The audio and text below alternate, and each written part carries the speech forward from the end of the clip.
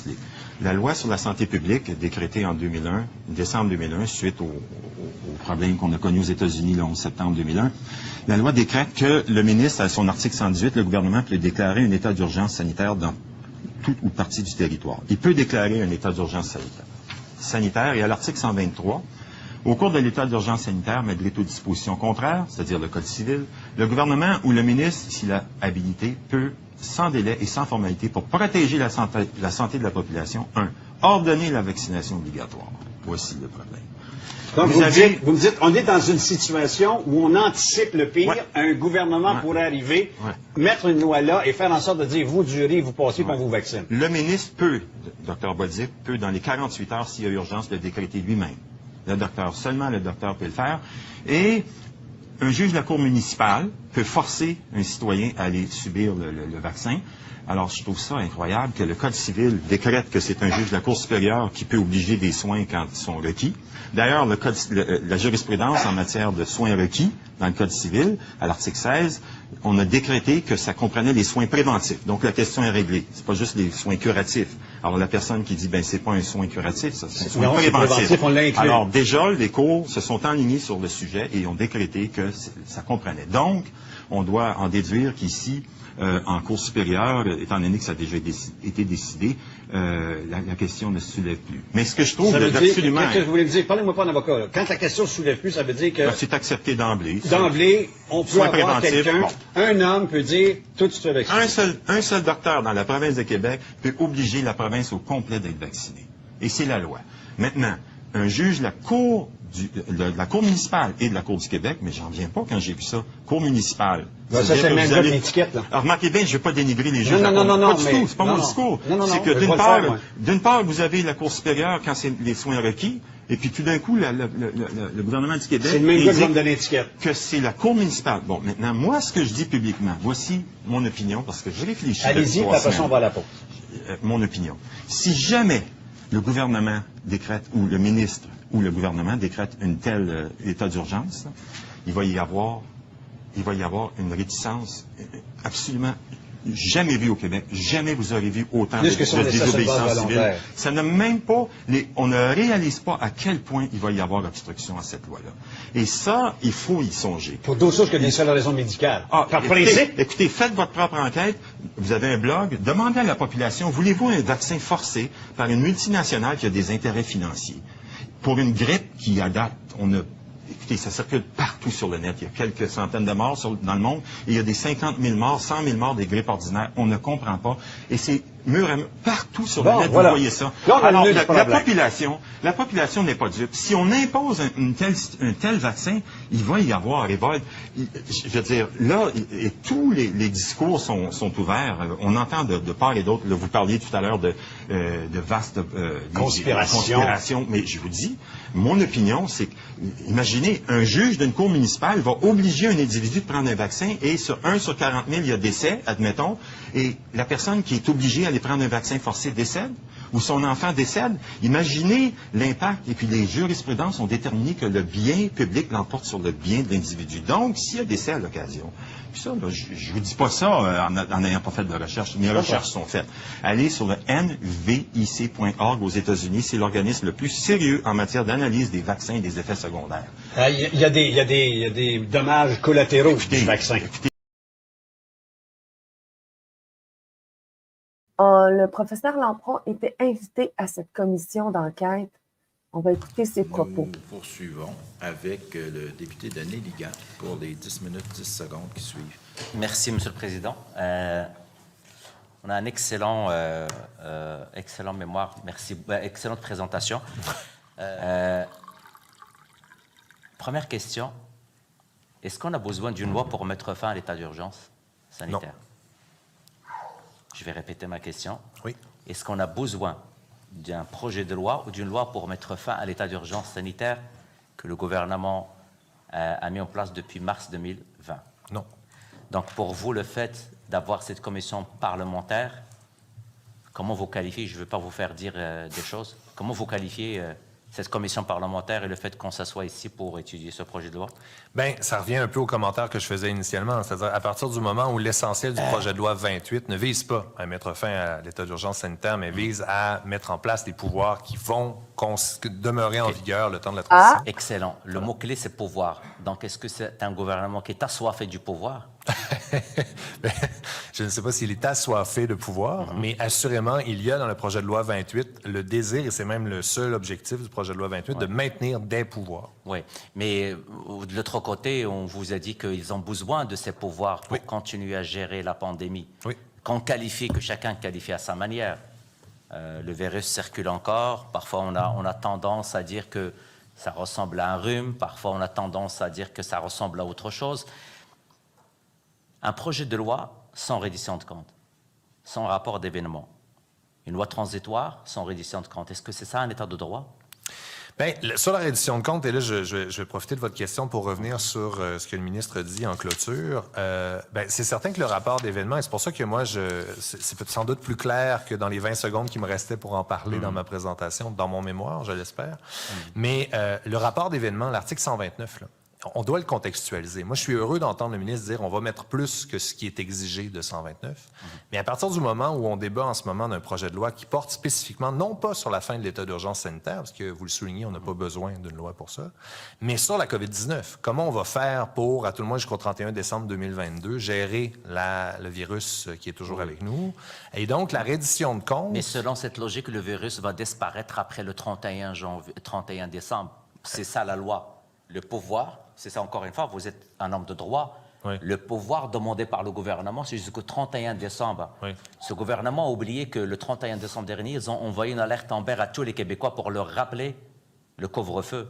Donc, comme par hasard, le pouvoir, ils n'ont plus besoin de ce pouvoir jusqu'au 31 décembre, parce que le lendemain, le 1er janvier 2023, il n'y aura plus de pandémie, il n'y aura plus de virus. Donc, comment concilier cette notion de pouvoir absolu et l'état de droit, du moment que vous êtes quelqu'un qui veille sur l'état de droit? Oui. Bien, il y a la possibilité de contester les pouvoirs qui demeurent en vigueur si tant est que le projet de loi 28 devient une loi en vertu des droits et libertés de la personne. Il faut garder en tête que la marge de manœuvre dont bénéficiait le gouvernement, comme je le disais, a été amoindrie au fur et à mesure qu'on a avancé dans la crise d'une part.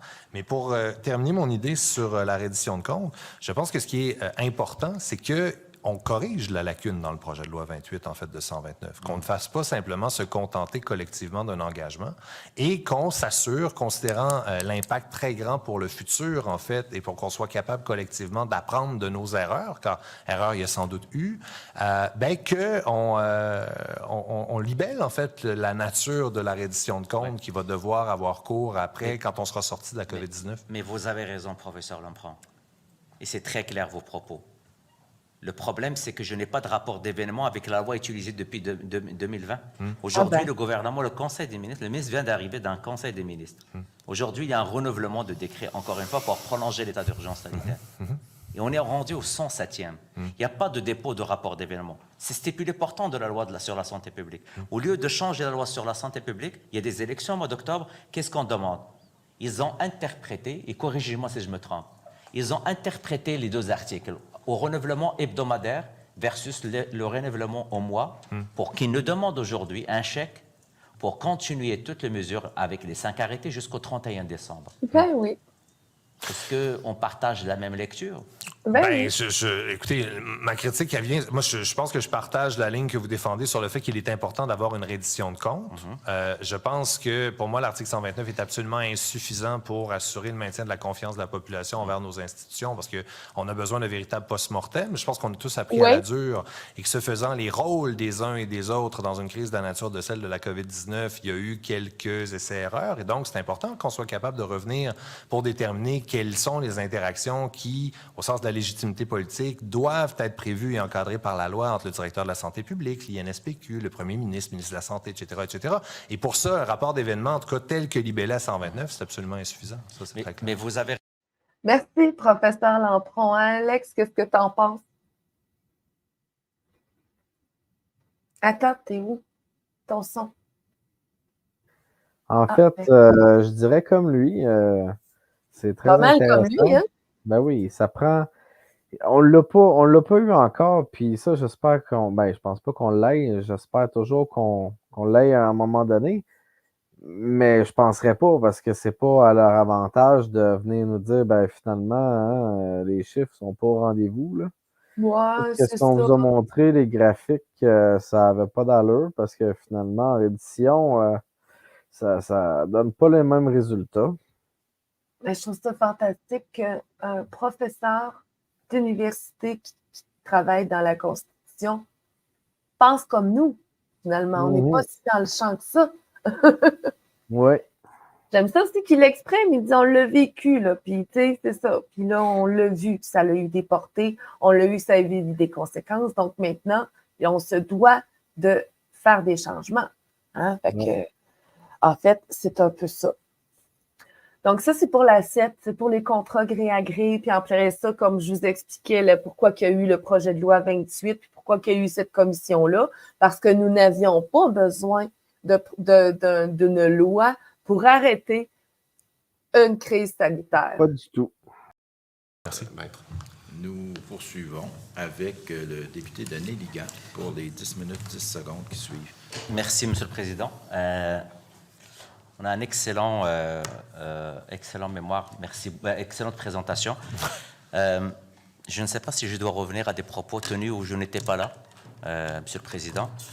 Mais pas de problème. Si on veut rectifier le tir, on va le rectifier d'une autre manière. Mais je trouve ça désolant qu'on a répondu sur quelque chose que j'ai dit. Je n'étais pas là. Donc, merci, Monsieur le Président. Merci de votre intervention tout à l'heure. Première question. Est-ce qu'on a besoin d'une loi pour mettre fin à l'état d'urgence sanitaire? Non.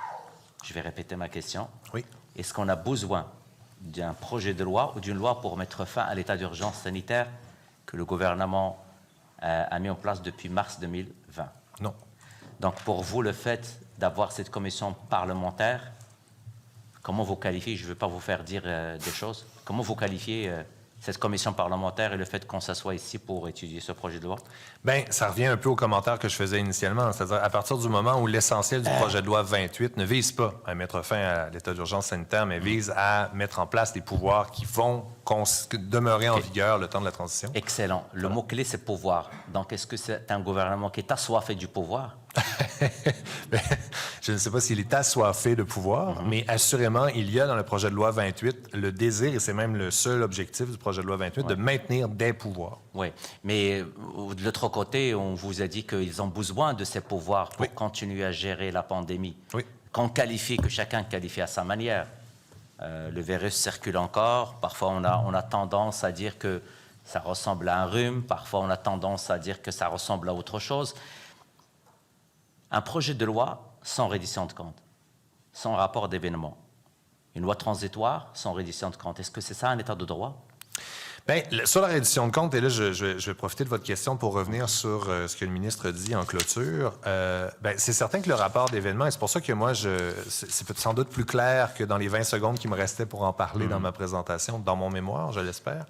Mais le rapport d'événement, l'article 129, là, on doit le contextualiser. Moi, je suis heureux d'entendre le ministre dire on va mettre plus que ce qui est exigé de 129.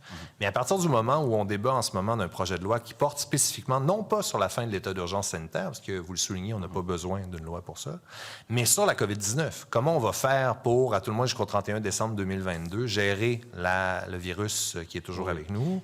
Et donc, la reddition de comptes... Mais selon cette logique, le virus va disparaître après le 31 décembre.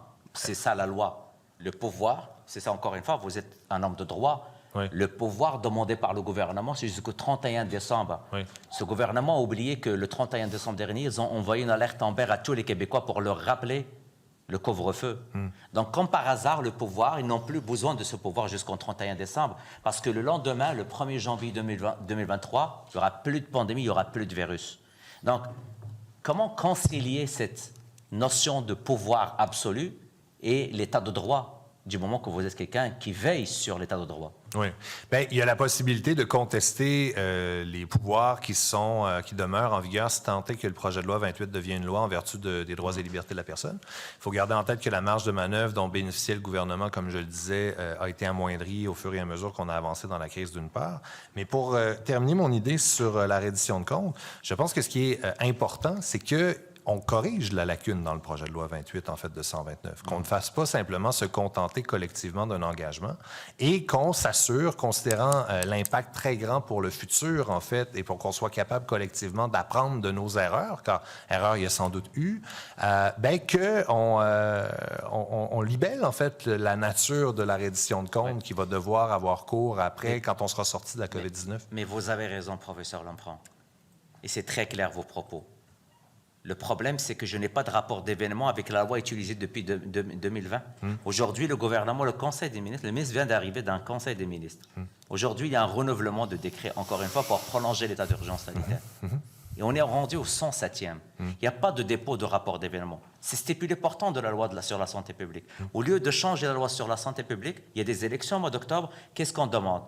Ils ont interprété, et corrigez-moi si je me trompe, ils ont interprété les deux articles au renouvellement hebdomadaire versus le renouvellement au mois pour qu'ils nous demandent aujourd'hui un chèque pour continuer toutes les mesures avec les 5 arrêtés jusqu'au 31 décembre. Est-ce qu'on partage la même lecture? Ben, écoutez, ma critique, elle vient. Moi, je pense que je partage la ligne que vous défendez sur le fait qu'il est important d'avoir une reddition de comptes. Je pense que, pour moi, l'article 129 est absolument insuffisant pour assurer le maintien de la confiance de la population envers nos institutions, parce que on a besoin de véritables post-mortem. Je pense qu'on a tous appris à la dure et que, ce faisant, les rôles des uns et des autres dans une crise de la nature de celle de la COVID-19, il y a eu quelques essais-erreurs. Et donc, c'est important qu'on soit capable de revenir pour déterminer quelles sont les interactions qui, au sens de la légitimité politique, doivent être prévues et encadrées par la loi entre le directeur de la santé publique, l'INSPQ, le premier ministre, ministre de la Santé, etc., etc. Et pour ça, un rapport d'événement, en tout cas tel que libellé à 129, c'est absolument insuffisant. Ça, c'est très clair. Mais vous avez raison, parce que de plus en plus qu'on avance et on voit les scandales, y compris le scandale de Héran, on a vu aussi les contrats, on a vu les sondages que le gouvernement faisait même pour tester la popularité du premier ministre et du ministre de la Santé. Vous avez vu les contrats gré à gré? Il y en a pas mal, notamment un cofondateur de l'ACA qui a eu un contrat. Est-ce que c'est ça pour vous la définition d'un État de droit? Est-ce que c'est comme ça qu'on se gouverne dans un État démocratique? Sans les balises, parce que vous l'avez vu, moi, en tant que député de l'opposition, est-ce que j'ai joué mon rôle en tant que député de l'opposition? Parce que le gouvernement a choisi d'une manière délibérée un renouvellement hebdomadaire de l'état d'urgence par décret. Et non pas venir à l'Assemblée nationale, parce qu'on peut interpréter l'article comme on le veut. Mais j'aimerais bien savoir l'interprétation d'un expert en droit. Quand un gouvernement utilise le même projet de loi, la même loi, le même article, et il choisit de renouveler versus l'hebdomadaire versus le mensuel, ça vous donne quoi comme lecture sur ce gouvernement? Bien, écoutez, je ne veux pas faire de procès d'intention, encore une fois, mais je veux dire, la question initiale que vous avez posée, c'est est-ce que c'est ça un État de droit? Il faut garder en tête que dans un État de droit, il y a toujours des pouvoirs qui permettent la sortie de l'équilibre des pouvoirs, un temps court, en fait. Le problème, et ça a été révélé, à mon sens, très clairement, dès la première année de la crise de la COVID-19, parce qu'il y a eu des accalmies à un certain moment. Alors, la gouvernance par décret était-elle nécessaire au sens politique du terme pendant 2 ans sans discontinuité? Pour moi, c'est largement questionnable. Mais ce qui est surtout largement questionnable, c'est que l'Assemblée nationale a été mise hors jeu dans les renouvellements, en fait, de l'état d'urgence sanitaire. Et ça, c'est pour moi une lacune claire qui a été révélée de la lettre de l'article 119. C'est excellent parce que, et là, je vous le dis parce que votre passage en commission est extrêmement pertinent. Premièrement, on n'a pas besoin de ce projet de loi pour lever l'état d'urgence. Ce qu'on essaie de dire, c'est que c'est un projet de loi pour retirer l'état d'urgence. 1, 2, ce que j'aime dans vos propos, c'est la notion de reddition de comptes. Mais c'est ça le rôle d'un député de l'opposition. Le rôle, c'est contrôler les actions du gouvernement. Ce gouvernement gère avec un pouvoir absolu. Je ne sais pas si vous avez entendu la semaine dernière les membres de la FIC et la PTS. Je sais que la partie gouvernementale n'aime pas ça. Ils ont même fait un montage avec leurs propos. Mais pas de problème. Ces 2 personnes, ces 2 regroupements qui représentent des professionnels de la santé disaient, j'aimerais bien vous entendre. Ils sont les conventions collectives. On a un ministre de la Santé qui gouverne dans un système avec des arrêtés, avec des décrets, et les conventions collectives ne sont presque plus sur la table. Et il y a un membre qui était dans votre place qui disait je me sens que j'ai les deux mains du gouvernement sur mon cou. Vous interprétez comment ce mode de gouvernance, avec des arrêtés et décrets, versus le mode de gouvernance normal, où on navigue avec des conventions collectives? Bien, écoutez, on est hors du droit commun, à quelque part. C'est une situation qui doit se justifier de manière absolument exceptionnelle. Et c'est pour ça que moi, j'aime parler de l'état d'urgence sanitaire comme étant un bazooka en matière démocratique. Alors, c'est un outil, on peut y avoir accès, mais on ne doit y avoir accès qu'avec beaucoup, beaucoup de prudence et de parcimonie. Et c'est pour ça que ça prend des balises très, très claires, qui assurent une reddition de comptes et qui assurent surtout que le lieu des débats à l'Assemblée nationale, c'est fondamental. Merci de rappeler que le lieu de débat, c'est l'Assemblée nationale. C'est ça notre devoir. Vous avez dit, Bazooka, comment vous interprétez le fait qu'on est arrivé au 107e décret?